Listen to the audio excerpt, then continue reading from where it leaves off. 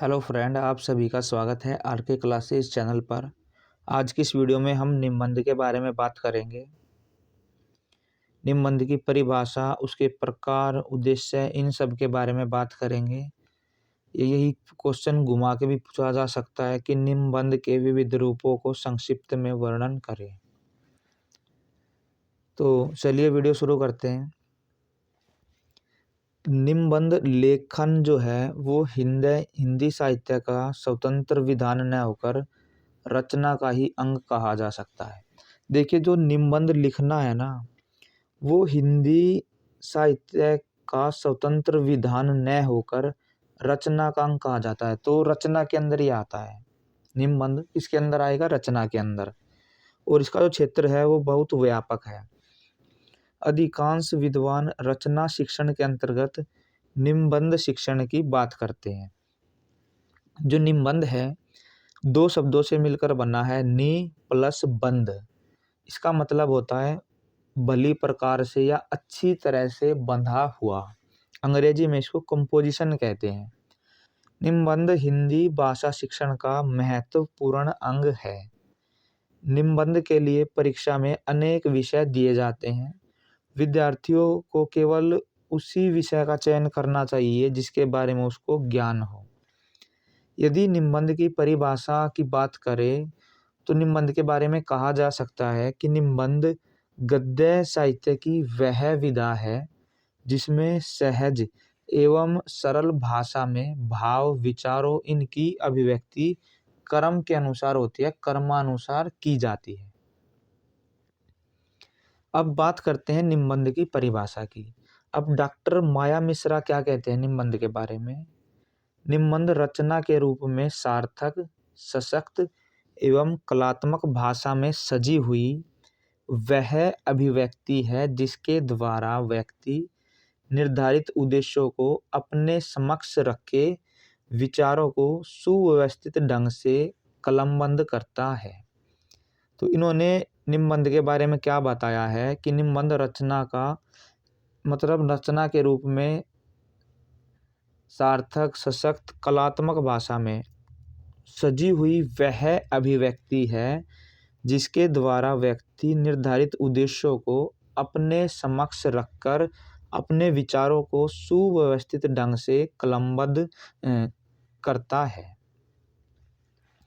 इसके बाद हरिहरनाथ टंडन क्या कहते हैं निबंध के बारे में कि निबंध लिखना अभ्यास से आता है। जब प्रैक्टिस होती है, अब जैसे यूपीएससी में जो बच्चे मेंस की तैयारी करते हैं तो वहाँ पर ऐसे राइटिंग आती है तो उसकी प्रैक्टिस करते हैं बच्चे। अतः थोड़े से चुने हुए शब्दों में किसी विषय पर अपने विचार प्रकट करने के प्रयत्न को निबंध कहते हैं। यहाँ हिंदी के प्रसिद्ध विद्वान बाबू गुलाब राय ने के द्वारा निबंध की परिभाषा दी गई है।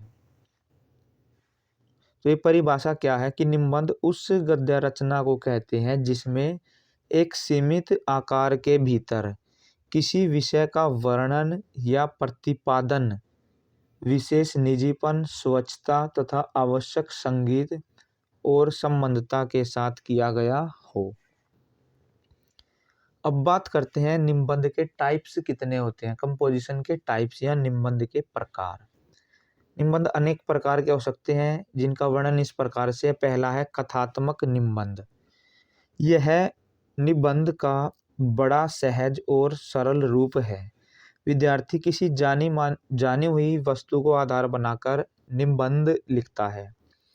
इसका लेखन कहानी के समान होता है तथा इसकी भाषा अत्यंत सरल और स्पष्ट होती है। इस प्रकार के जो निबंध हैं उसमें किसी घटना, पुरानी कहानी, धार्मिक पहलू या सामाजिक पहलू को आधार बनाकर इस तरह के निबंध लिखे जाते हैं। फिर वर्णनात्मक निबंध क्या होता है? यदि हम बच्चे को जैसे दिल्ली का कुतुब मीनार है, अक्षरधाम मंदिर, आगरा का ताजमहल, इनको दिखाते हैं बच्चों को, उसके बाद बच्चे को कहते हैं कि इसके ऊपर निबंध लिखे, तो बच्चा उसके बारे में वर्णन करेगा। तो इस प्रकार का जो निबंध है किसी वस्तु, स्थान, घटना, परिस्थिति इनको आधार बनाकर लिखा जाता है। इस प्रकार के निबंध से विद्यार्थियों की निरीक्षण शक्ति विकसित होती है। तो इस प्रकार के निबंध से विद्यार्थियों में क्या होता है, ज्ञान की वृद्धि होती है। अब है विचारात्मक निबंध। इस प्रकार के निबंधों में भाषा की प्रधानता न होकर विचारों की प्रधानता रहती है। इन्हें समस्यात्मक निबंध भी कहते हैं। विचारात्मक निबंध में किसी समस्या विशेष का उल्लेख रहता है। विद्यार्थी अपनी चिंतन शक्ति, विवेक तथा तर्क के आधार पर निबंध का विकास करता है। उदाहरण के रूप में करत करत अभ्यास ते जड़मति होई सुजान, जड़मति होत सुजान। आवश्यकता आविष्कार की जन्य। तो ये कुछ टॉपिक्स हैं जिनके ऊपर यदि निबंध की बात आती है तो इसको हम बोलते हैं विचारात्मक। तो इनके ऊपर क्या है, बच्चा विचार करेगा। फिर है भावात्मक निबंध। तो सर्वाधिक कठिन होता है ये भावात्मक निबंध। केवल उच्च कक्षाओं के विद्यार्थी इसको लिख सकते हैं क्योंकि इसमें मौलिकता बहुत जरूरी होती है। इस प्रकार के निबंध विद्यार्थी जो है गहन अध्ययन या शिक्षक के सहयोग से ही लिख सकते हैं। इनमें अमूर्त भावों की विवेचना होती है। परोपकार, अहिंसा, श्रद्धा, भक्ति आदि कुछ ऐसे टॉपिक्स हैं जिनके ऊपर भावात्मक निबंध लिखे जाते हैं, जिनसे जो भावों से जुड़े होते हैं। डॉक्टर पूर्ण सिंह द्वारा रचित प्राय सभी निबंध भावात्मक है। अब हम बात करते हैं कि जो निबंध है इसके उद्देश्य क्या होते हैं, हम बच्चों को निबंध क्यों लिखवाते हैं। तो इसके निम्नलिखित उद्देश्य होते हैं और लिखित रचना का एक महत्वपूर्ण अंग इसको माना जाता है।